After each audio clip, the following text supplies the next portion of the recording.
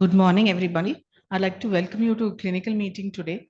So today, every month we are doing a weekly specialty meeting. So today's thing we are doing is on medical anthropology.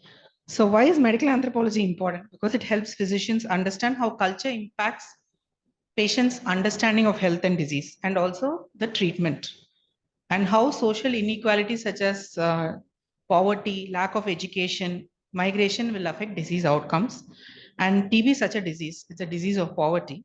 So today we have Dr. Sachin Atre who will be talking to us about the social issues which affect TB and the unmet needs of patients with multi-drug resistant tuberculosis. To introduce Dr. Sachin Atre, he has got 25 years of research in public health, especially in biosocial determinants of resistant tuberculosis.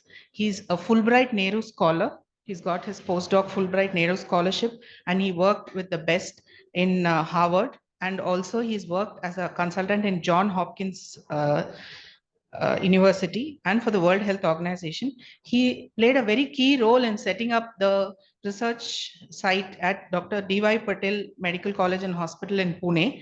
And he's the principal investigator for the Harvard Dubai Center for Pathways of TB Care. He's a member of the WHO working group on child and adolescent tuberculosis. He's got more than 75 publications in major journals such as Lancet with around 36,000 citations. He's an invited speaker to many international conferences, and he's a collaborator for Global Burden of Health Disease, and he's also an editor for PLOS Global Public Health.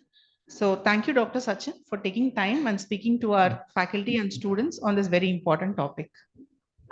Thank you, Dr. Ramya, for that kind introduction. Good morning, everybody. Can you hear me? Yes, sir, we can hear you. Yes, yes. Thank you. So, good morning, everybody. So, I will share my screen first.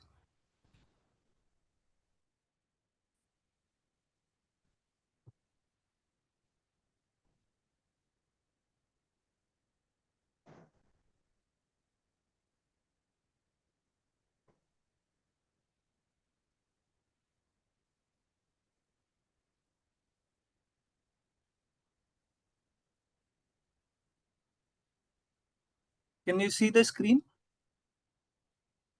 Can you see the slides? You can see your slides in the screen. Okay. Thank you. Thank you, Dr. Ramya, for that kind introduction. So today I'm going to speak about addressing patients' unmet needs related to multi-drug resistant TB care, a qualitative research study from Pune City, India. So I would like to give you some background about this study. So this is my study team, Dr. Jayashree Jagtap, Mojtaba Faki, Yogita Dumre, Trupti Sawant, Sunil Ambike, and Dr. Maha Farad.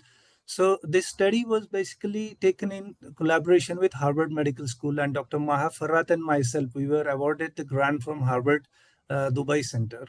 And we completed this study we conducted this study during 2018 to 2021.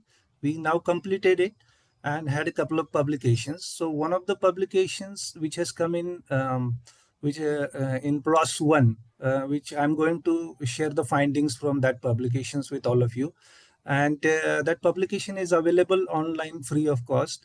So that after the presentation, you people can access that freely. So that will be available for you. So this was done in collaboration with Harvard Medical School and Dr. D.Y. Patel Medical College Hospital and Research Center based in Pune.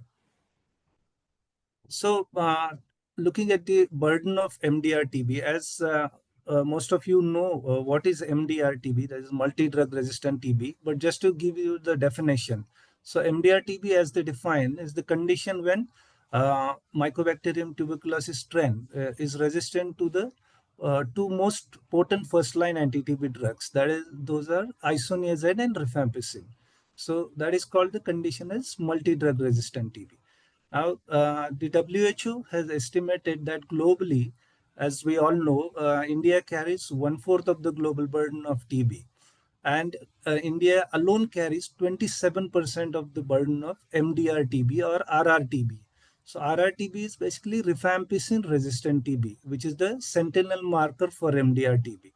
So rifampicin is the last drug where you see the resistance. So that is called a sentinel marker. So MDR or RRTB, we have around 27% of the global burden. As per the global TB report, the 2024, India alone has 1 lakh 10,000 cases of MDR-TB, or probably more, because we have a lot of patients which are being treated in the private sector, but they are not notified to the system. And so we don't really know how much is the exact burden, but estimated burden is definitely over 100,000 cases. Now, WHO has recommended the use of rapid nucleic acid amplification tests, or CBNAT, or what we call as gene expert. You might have heard about expert assay. So in 2021, only three-fourths of the TB suspects in India actually received NAT detecting, and only 40% of the estimated patients were detected diagnosed with MDR-TB. So you can see how less number of patients had access to NAT, and out of that also only 40% were actually detected with MDR-TB. Uh, the problem with MDR-TB treatment is that the second line drugs used in this treatment, they are more expensive, toxic, and less effective than the first line drugs. And so the cure rate of MDR-TB remains less than 60% as compared to what we see in among the first line with the first line drugs, around 85%. But here we have about less than 60%. Now with the new drug, bedaquiline-based regimen, the recent reports have shown cure rates around 70% in India. In some of the cohorts in India, it is around 70%. But largely it remains around 60% or below in most of the sites. Now, previous qualitative studies among the participants with MDR-TB, there are some studies already conducted among the MDR patients, and they showed loss of financial resources before beginning of treatment, lack of access to healthcare facility, and long waiting times in the clinic, a high pill burden, severe side effects of treatment, social stigma, and misconception. Those are some of the major barriers to care. However, the limitations in these studies are that they are based on small sample sizes, like only few case studies or only few qualitative study with few samples, like 10, 15 cases. So we don't really have the clear large scale study or how big is the problem. So we really want to know the magnitude of the problem, and if these are the kind of barriers or challenges, how yeah, among how many patients they face. Are these very few patients or largely? So we need large scale studies. And having that in mind, we designed this study, this large scale study among the pathways, among the MDR and TB patients. And that study was awarded to us. And the title of this larger study was Pathways to TB care, TB and MDR TB care. So this study, which I'm going to present, is a part of that larger study. And for this study, we had the objective to identify and describe unmet needs of patients with MDR TB. The study was conducted, you can see the map here. The study was conducted in the Pune Municipal Corporation and PCMC, that is Pimpri-Chinchwad Municipal Corporation area. It covers roughly population of about 7 million. Study design and the sample. So the study was part of the larger cross-sectional mixed method study, that is qualitative and quantitative on pathways, as I mentioned earlier. Here we present the qualitative component. Now, why do we need mixed method studies? Because with the quantitative studies, you just see the magnitude of the problem. But with the qualitative studies, we can see the nature of the problems. So we need a combination of both to have the actual magnitude and actual nature of the problems or what is going on there. So we need a mixed method study. And here we are looking at the qualitative component, but I'm going to also link it to the some of the quantitative findings, and you will see the importance of those linking with the quantitative findings. So here we interviewed 128 individuals. These included 56 men and 72 women who had MDR-TB and who were aged 15 years or more. Because we wanted to interview them, and again, I mean, we our focus was mainly on the adult patients and adolescents, so that we can understand their issues. So these patients were registered and treated under the National TB Elimination Program in Pune city. We included patients who have completed at least 3 months of second line anti-TB treatment, so that they have some kind of experience with the treatment, and they can talk about their experiences with the treatment course of treatment.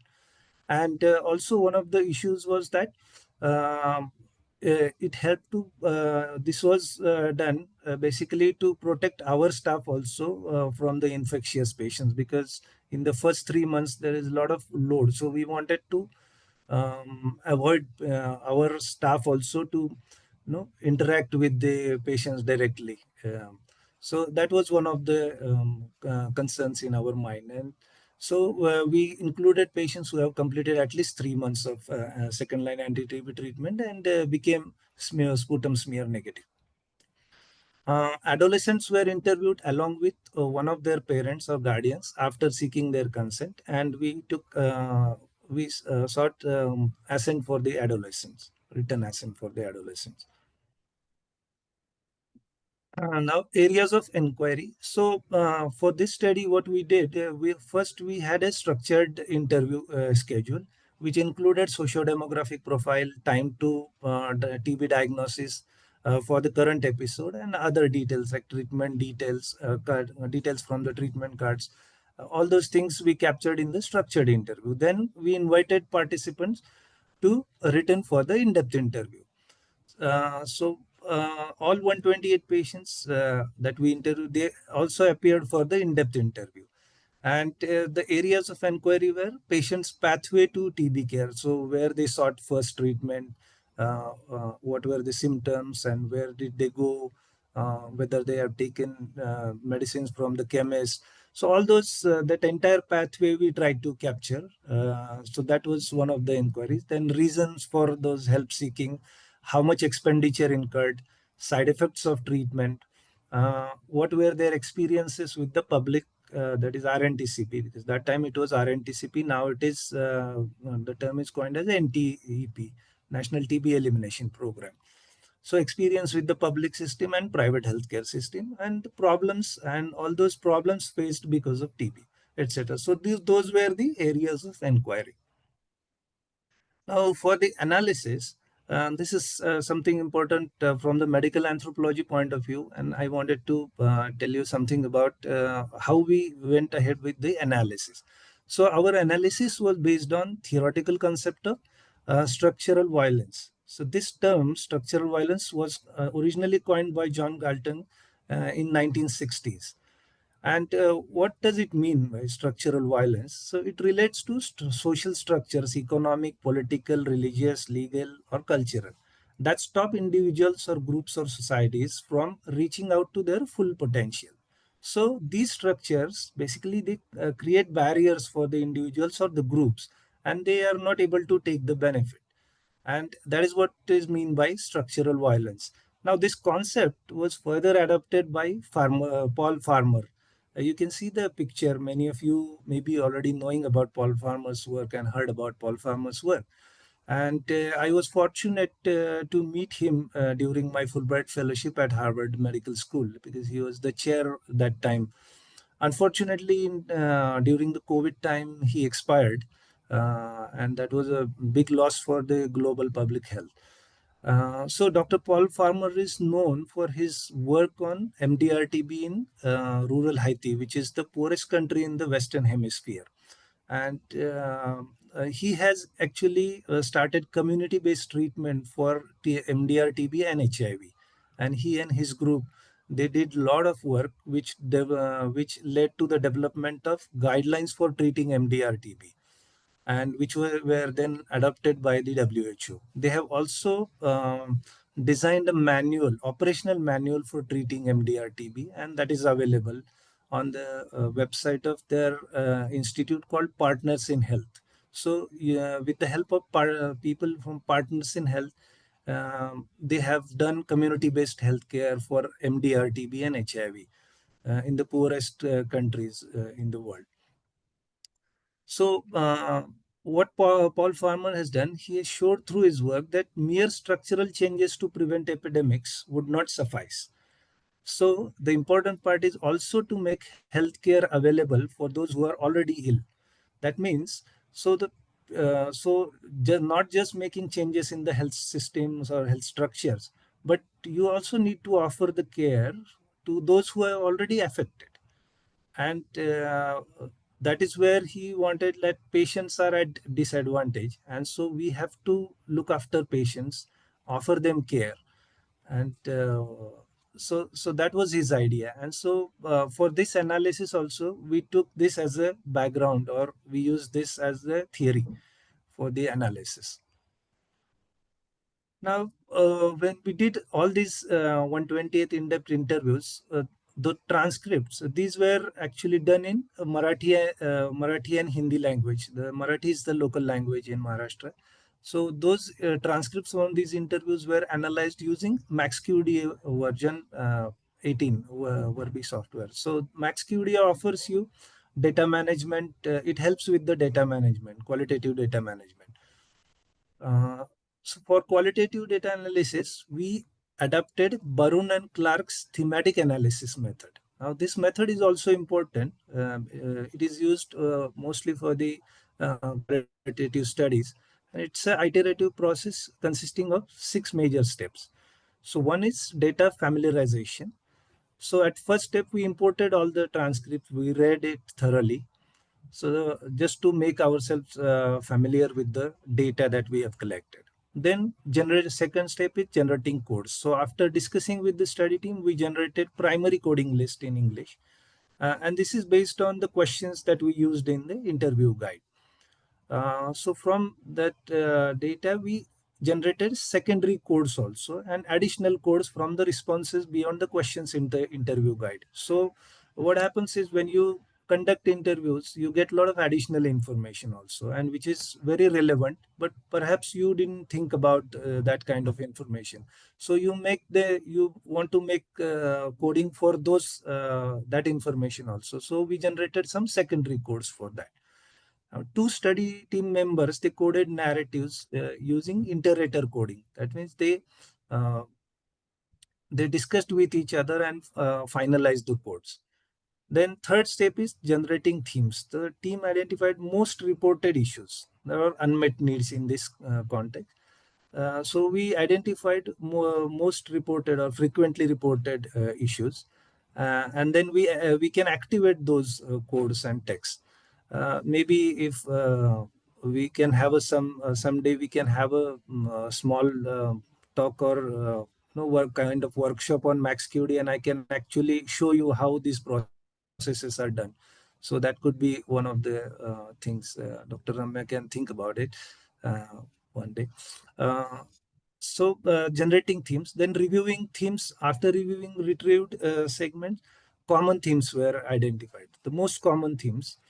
Then defining and naming themes. So then we named the most observed themes, and which I'm going to share the examples with you in the next slides. Then locating exemplars.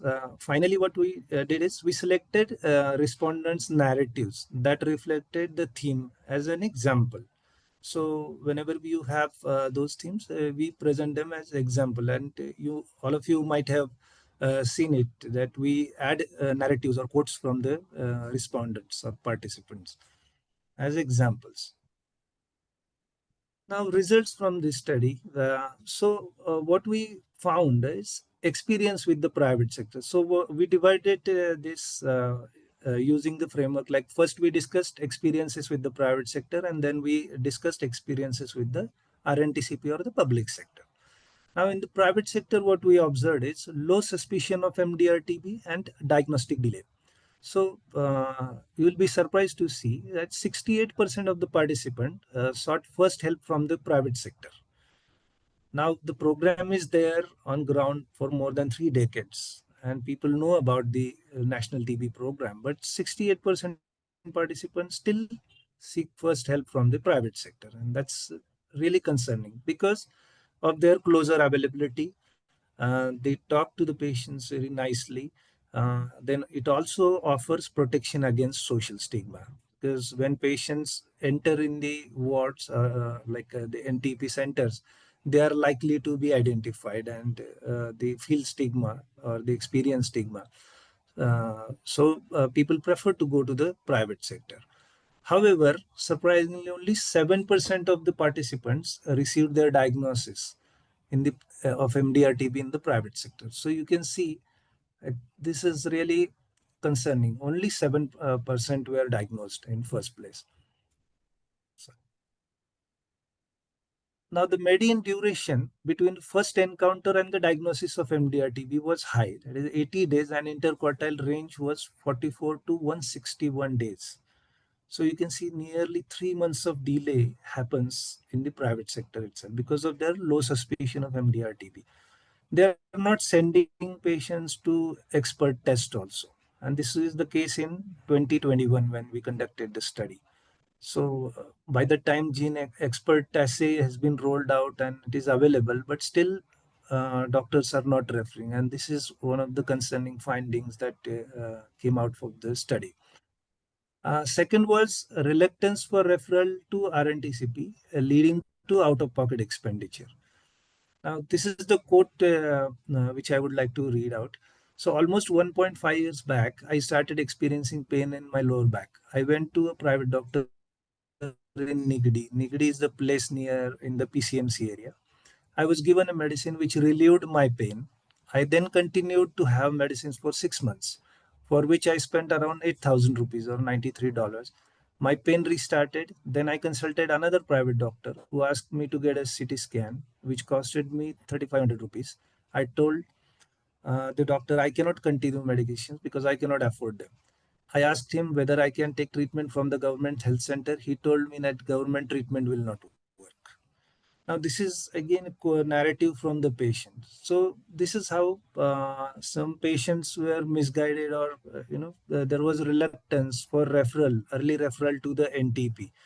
Now, we know that the program discourages treatment outside treatment, because they want patients to be registered with the program, and even the medicines, or not all medicines are available in the private sector. So the program encourages patients to be treated under the program only, but that is not happening. So this was one of the striking observations in the private sector. Now, experience with the NTP or RNTCP. 65, that is 50% of the participants reported that they had prior history of TB. Now, this is something interesting, that they had already history, and 70% of them received treatment from the RNTCP for an earlier episode, because we know prior history is there for MDR cases. Now, 70% have already received treatment from.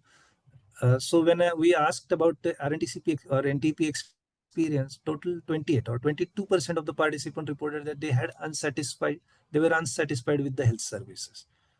So this is also concerning number, because, as you can see, what is the magnitude? It's not 1 or 2 patients we are talking. There are 28 patients, or 22% of the patients are talking about this, that they are unsatisfied with the services. One of the concerns was stigmatizing on non-courteous behavior. Again, this is also important quote. I was having problems because of medicine. When I went to see the doctor, my face was already covered with burqa, because this was a Muslim woman, and she covered her face. But they asked, "Why did you not cover your mouth? You have MDR-TB." I said, "My face is covered." Then they said a lot of things. Even the sister, the nurse, said a lot of unkind words while giving injections. Though I tried to speak nicely, they were not speaking nicely. Then my father and husband spoke to the head doctor of the clinic about taking injections from our family doctor. The doctor did not pay attention. Then I stopped taking injections from that sister. So she stopped going to the center. Now you can see the impact of this stigmatizing on non-courteous behavior by the health staff. Again, I mean, this is the patient's perspective because we really don't know, and that's the limitation of the study, that we don't know the doctor's side of the story. So we really need to understand doctors' power also to, triangulate this data. But these are the concerns that patients have already experienced and they have reported to us. Second was unclean hospital environment and unwilling contact with other patients. 23% of the participants expressed concerns about unclean environment in the referral hospital where they were admitted for initiating a MDR-TB treatment. So this is a tertiary care center, famous. And So the quote is, since the first time I was taken in the government hospital, I did not feel like staying there by looking at other patients. I told them to shift me somewhere else and not to keep in the hospital because it was not clean. I fought with him over this. I did not eat properly for 3 days, though I was on medications. I wanted to complain about the lack of hygiene, but so, and second quote is, the hospital was unclean and other patients were also there. This disease can spread. My mother told the doctor that she would not admit me there. They gave me 17 tablets and I vomited all of them. There was no wash basin, and so I had to go to the toilet, which was dirty. I could not even stand there. Now, this is the situation that they had experienced in the health center, and that's why people don't want to go to the government center and get admitted there. Because for MDR patients, generally they admit the patients for 3 or 4 days in the hospital for doing all the other tests and then other evaluations, and the committee will decide on the course of treatment. So even for those 3 4 days, also people are not able to tolerate, and that's the situation, unclean hospital environment. Then another problem was problem faced due to the injectable. 30% of the participants, and this is again a significant number, 30% participants complained about swellings and bleeding at the site where injection kanamycin was administered by the staff. Some of them mentioned that they discontinued treatment for 2 or more weeks because of the swelling, as staff used to inject at the same site despite development of hematomas. So the quote is, I took injections for 3 months. Gat, or gat is in Marathi. The bump was formed at the site of injection. So it became difficult to get additional injections at that point, but our doctors still used to give it. In this case, it is not the doctor, but the uh, health staff or nurses, they were giving these injections at the same site. And there used to be bleeding from that area, and my clothes used to get wet. So this is a complaint by one of the female patient. So those kind of problems, now kanamycin has been stopped, and we now have all oral medicines. But this was one of the problems that time they faced.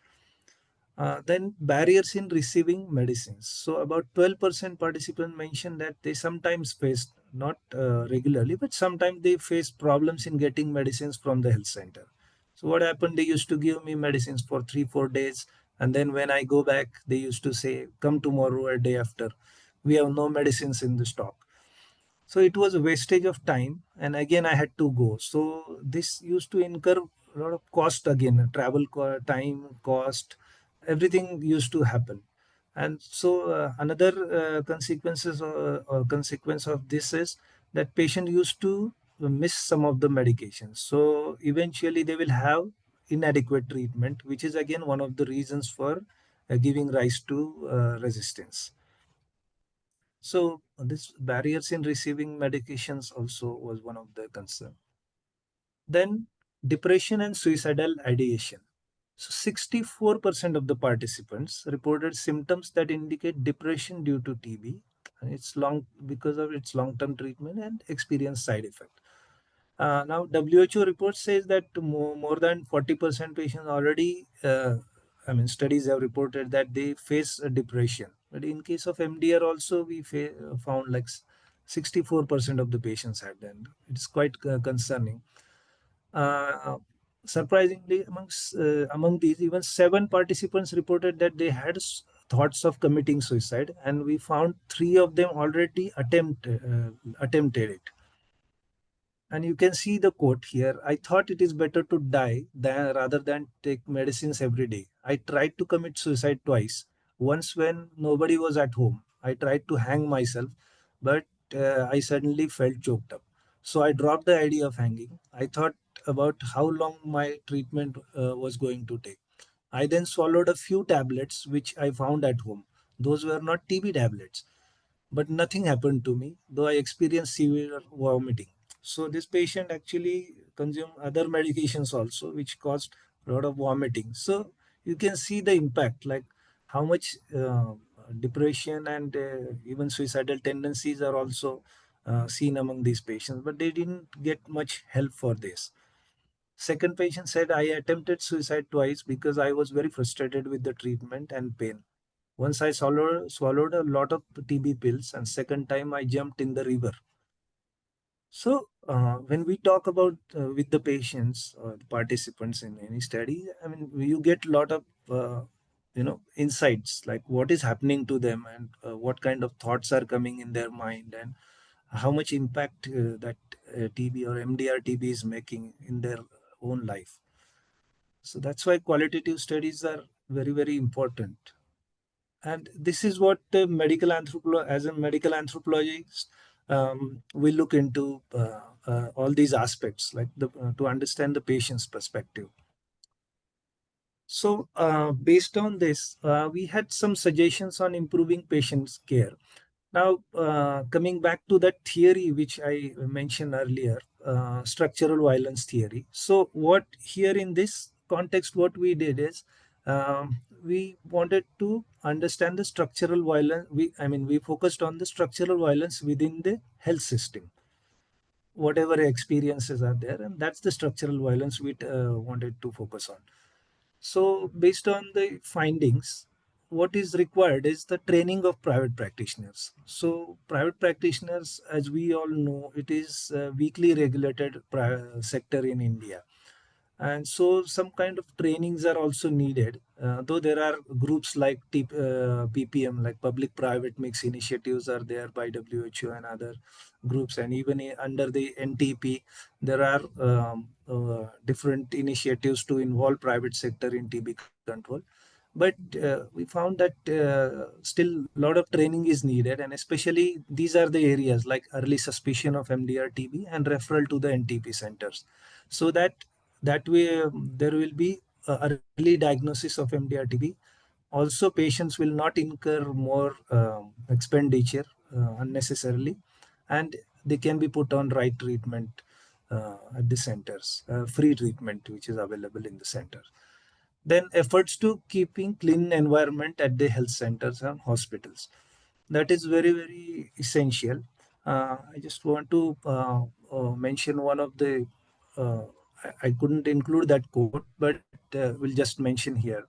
So one of the patients said that he was kept with the different other drug resistant patients, and that was very concerning for him because he didn't have that much symptom, but other patients were coughing and spitting on the floor, and so he said he thought that he may get infected because of the other patients. And also one of the patients said that he saw on the earlier day there was a death on the bed of some patient, and on the next day this patient was shifted, they were trying to shift him on the same bed. So the kind of thought in his mind was that I am also going to die, because yesterday I've seen the death of that patient, and if they're planning to shift me on that bed, probably I am also going to die. So he said that that kind of thing also happened. So efforts to uh, have clean environment in the health center, and conducive environment or uh, in the health center is also very important from the patient's point of view. Trainings to build soft skills, that means non-stigmatizing language, courteous behavior with the patients and their relatives, that is very important in MDR, any kind of health system. in any kind of care, rather, not just MDR, but any kind of care in the clinical care is important. And technical skills, especially giving injectables, uh, uh, in case in future again they have to induce injectables, then I think that point is also important to consider. That the injectables should be given properly, and patients should not get any trouble because of that. Also, ensuring regular supply and access to TB medications is a very important thing. And lastly, provision for counseling and mental health services. So, in our sites, we found that mental health services are not really available to the patients with MDR TB. And so, one of the suggestions is that instead of creating new mental health services, can we utilize the government medical colleges or their psychiatry departments to offer these kind of services where they can get counseling and other mental health services. So that is also one of the suggestions.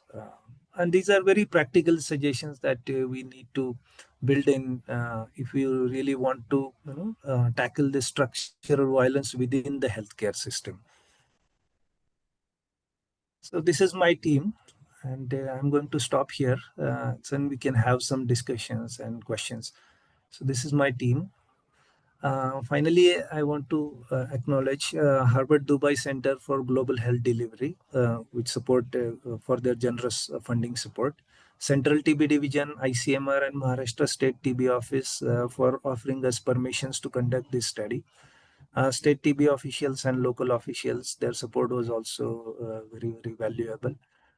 Patients who were involved in the study, without their support, we couldn't have done this study.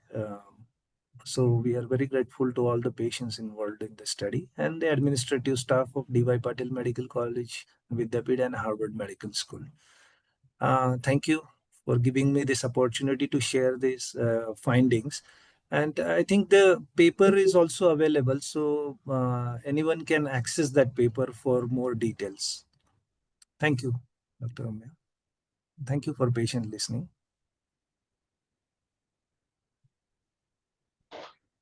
Thank you, Dr. Sachin. I just like to ask you a few questions based on your. Yes.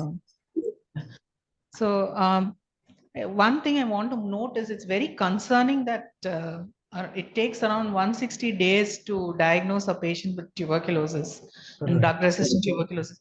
So my Right. question is, was it all pulmonary tuberculosis or like there were tuberculosis from other sites and that was Yeah, what yeah. caused it?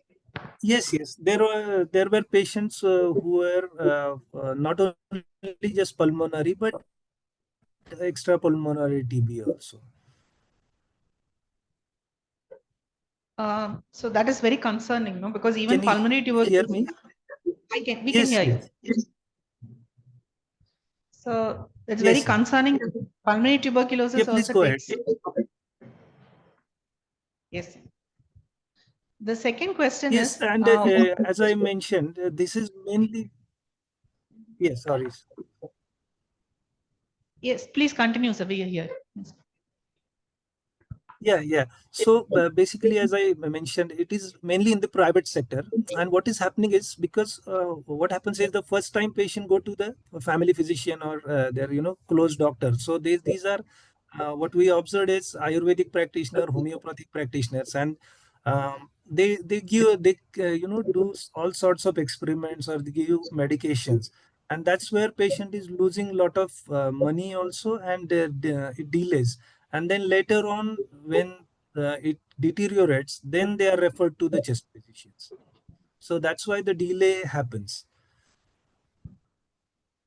Another question I have is most of the patients with tuberculosis we usually see in the studies are male, but in Right. your study you recruited more women than men. Yes, It yes. was very curious how come that happened.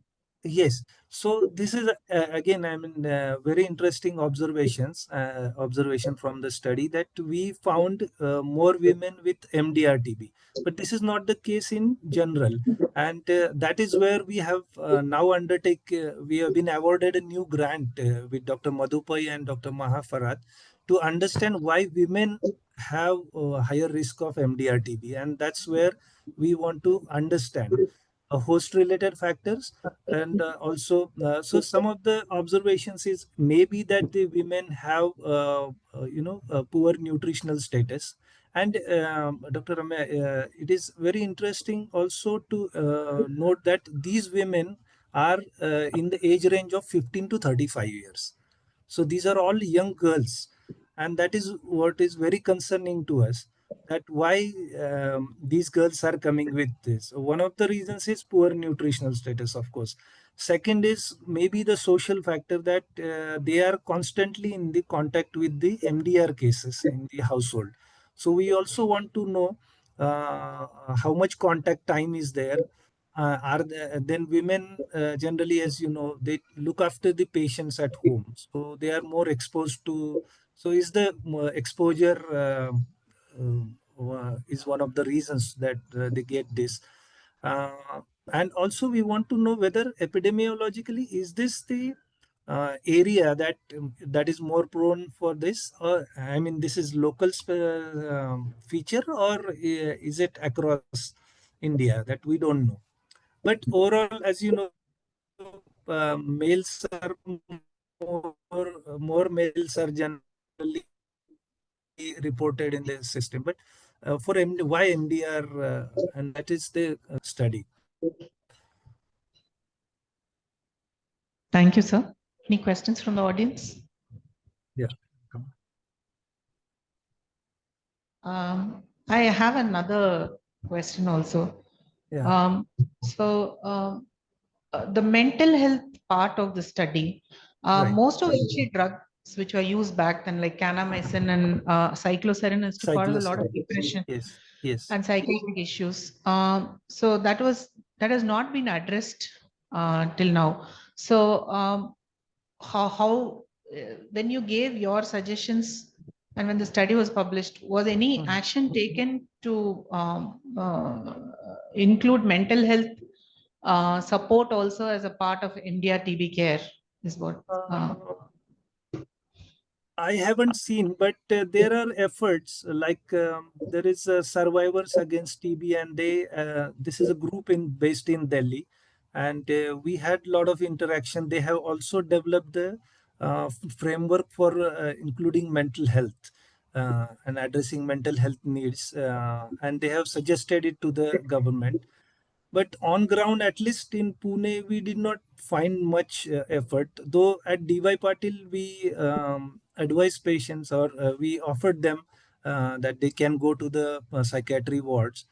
So at our level, we tried to do those, but largely I haven't seen many efforts being done. But they are, of course, trying to address it. But as you know, what is happening in my last 25 years of experience on ground, what is happening is we address a lot of things and the guidelines are available.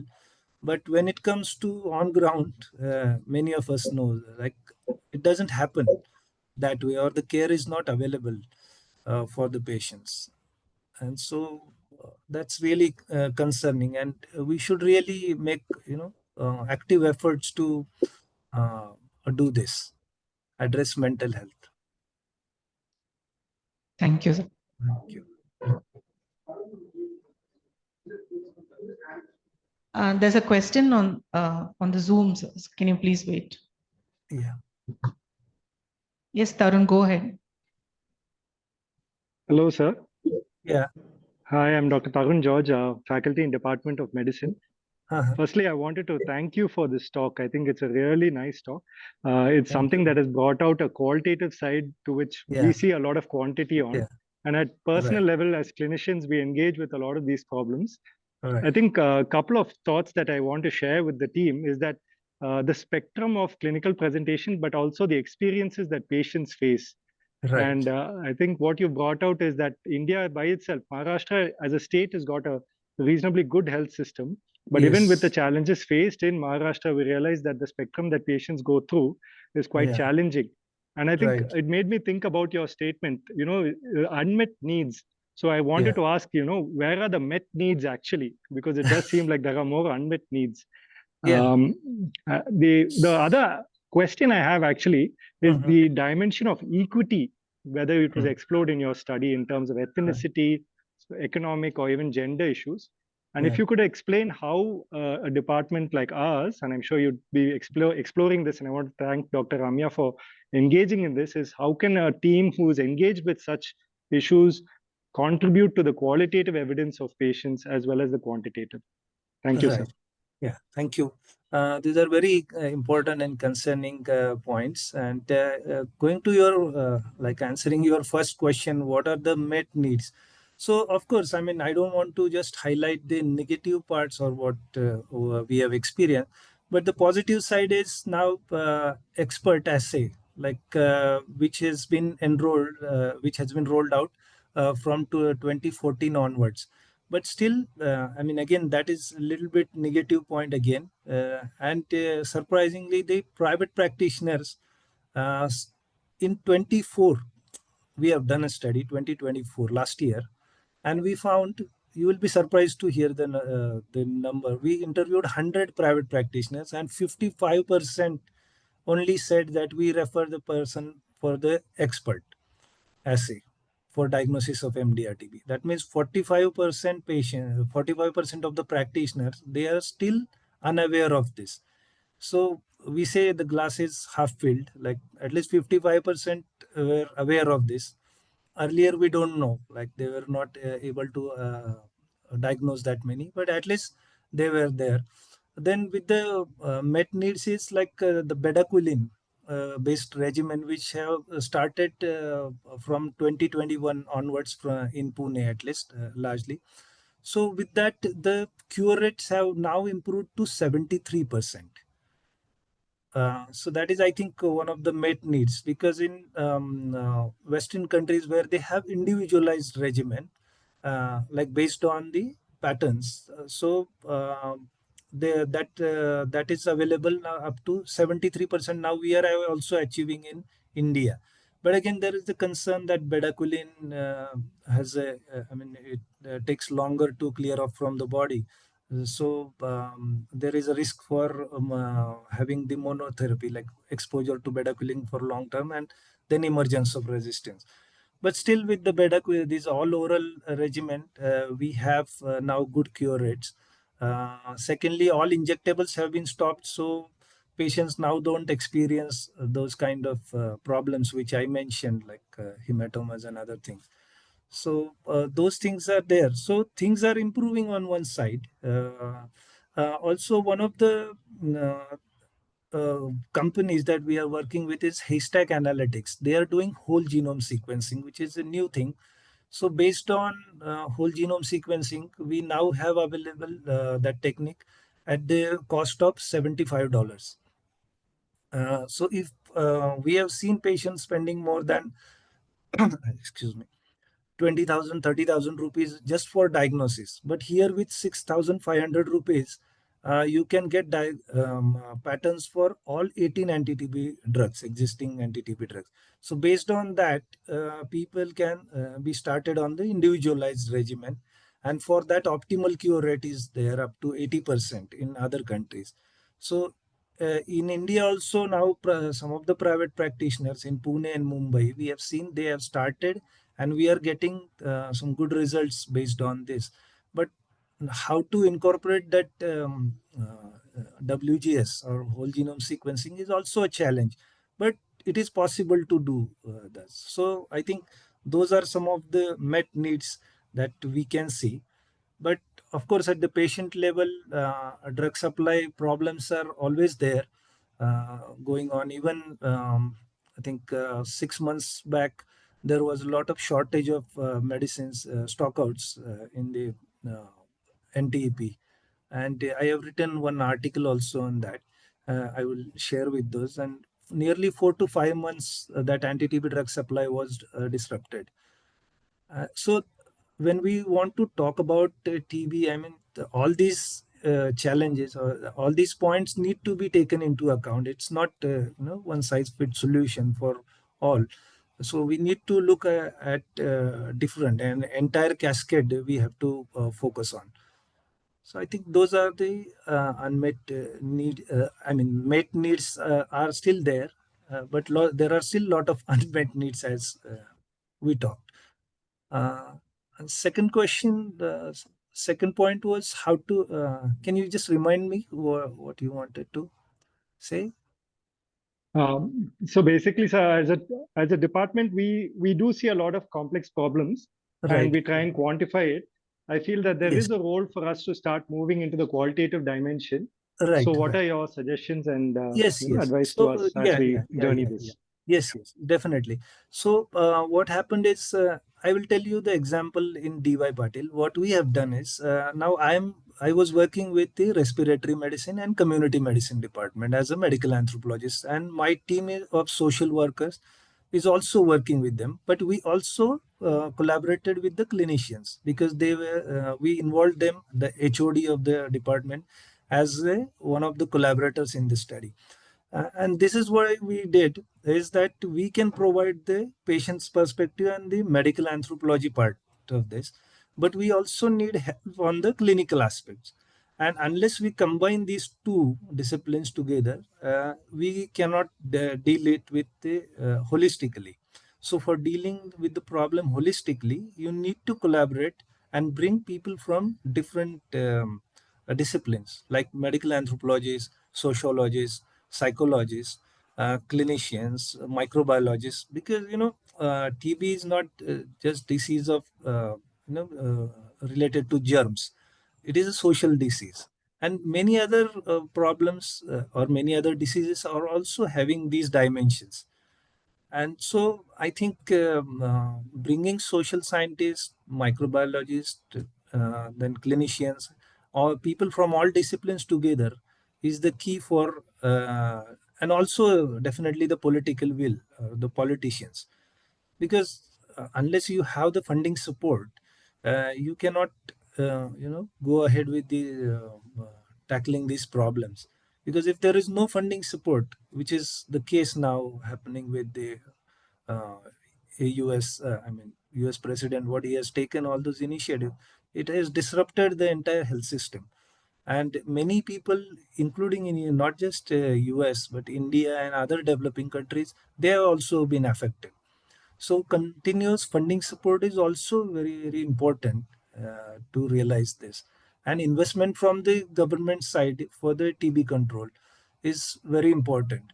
We talk about TB elimination by 2025. I mean, that was the goal set by our Honorable Prime Minister. But what is happening on ground is, there is a lot of gap. And how do we fill this gap is a real challenge, because mere talking and writing in the reports will not help. We need actually things on ground, and I have been a strong advocate for that. We really need an active approach to do the collaborative work, and also to put things ahead in front of the policymakers, because unless we address these issues, nobody will pay attention. So I think that's my stand on this. Thank you. Thank you, Dr. Sachin. So based on that last point, there's a question in the chat. It's from our Yes. senior professor, Dr. O.C. Yeah. Abraham. So Yes. I said, congratulations on a well-done study. Yeah. And he Thank has you. asked, Yes. Yes. has the So study, uh, yes, yes. So we have actually communicated these findings to the district level officials, and some of the changes we could see. I mean, definitely they have taken cognizance, and the own TB center is being quite well improved now. Uh, I mean, what reports I have seen from patients, and so after our study was published, there was some cognizance taken from this study. Um, and a lot of changes in the health centers are also coming. There is investment seen. Uh, Again, I'm not saying that this is just based on our study, but overall, there are changes we can see in the health center as a positive side. And in fact, one of the things that I collaborated with the local program and tried to involve them as co-authors in the publications. And not in this, but the main publication from this study, which came in American Journal of Respiratory and Critical Care Medicine. You will see state TB officer, district TB officer, they were also part of the study. And so that shows their involvement and responsibility also. So so I'm getting a lot of support also from the local NTP program, and I think that's where we can offer them our expertise or our experiences, and they can also take the benefit of that and make some improvements in the program. And that's possible. We are also trying to arrange some of the uh, training programs for the private practitioners, because they said we don't know about whole genome sequencing, we don't know, all this information is new. Even people are not aware about the assays. So it's our duty to now go ahead and talk to them, make them aware of that these new developments are there. So that's how I think we can contribute to the program activities as researchers or medical professionals. So that's my take on this. Thank you, Dr. Sachin. Thank you. Actually, we have a lot of gaps because we actually see it from the doctor's perspective, and to put in the patient perspective fills the gap for understanding TB and its spread and what we can do as physicians to improve TB care. So thank you for that excellent talk, and looking forward to seeing more studies from you in the future so that we can discuss more on it. Definitely, I will be very happy to share the findings, because and all my papers are also available. So your people can access all those papers, or you can, if you are not able to find on the internet, then you please let me know. I can attach the PDF files for you, because we have done a lot of work, and what I feel is there are a lot of gaps, that it is the communication gap that is not happening, that is not filling up so far. Like there is a patient perspective, there is a family member's perspective, there is a doctor's perspective, there is a program person's perspective, I mean program people perspective. So we need to get all of them on, because uh, no point in blaming any particular person, but we come together and we work together. That's, I think, is the key for to tackle TB. True, that's very true. So on that note, I'd like to thank you on behalf of our department. Thank you so much for joining us today and giving a good insight into tuberculosis for us. Thank you so much, Dr. Sachin. Thank you. Thank you so much, Dr. Unmet, for giving me an opportunity. Thank you all.